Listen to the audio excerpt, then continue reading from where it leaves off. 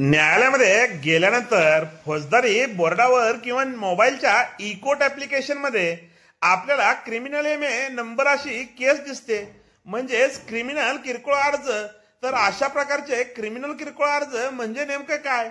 नमस्कार मित्रांनो, मी आपला वकील मित्र विशाल गावडे. चला तर मग कायद्याचं म्हणजे तुमच्या फायद्याचं बोलूया. क्रिमिनल किरकोळ अर्ज म्हणजे दाखल केलेली एखादी केस नसते, तर एखाद्या गुन्ह्याच्या अनुषंगाने फिर्यादीने किंवा आरोपीने FIR दाखल झाल्यानंतर किंवा प्रायव्हेट केस दाखल करीत असताना केलेला अर्ज असतो. उदाहरणार्थ, एखाद्याची वस्तू चोरीला गेली, ती पोलिसांना तपासात मिळाली, तर फिर्यादी हे क्रिमिनल किरकोळ अर्ज दाखल करून ती वस्तू माननीय न्यायालयाकडून परत मागू शकतात. तसेच जमिनीचा अर्ज किंवा एखादी केस चालू असताना केसचा निर्णय होण्यापूर्वी त्या केसमध्ये अंतरिम आदेश मिळावा म्हणून दाखल करण्यात आलेले अर्ज हे क्रिमिनल किरकोळ अर्ज असतात. अशा प्रकारच्या क्रिमिनल किरकोळ अर्जामध्ये माननीय कोर्ट अंतरिम आदेश करतात.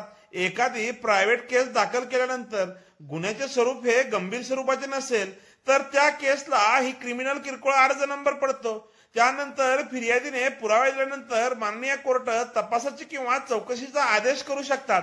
व्हिडिओ आवडल्यास व्हिडिओला शेअर करा व कोर्ट कचेरी या युट्यूब चॅनलला सबस्क्राईब करा.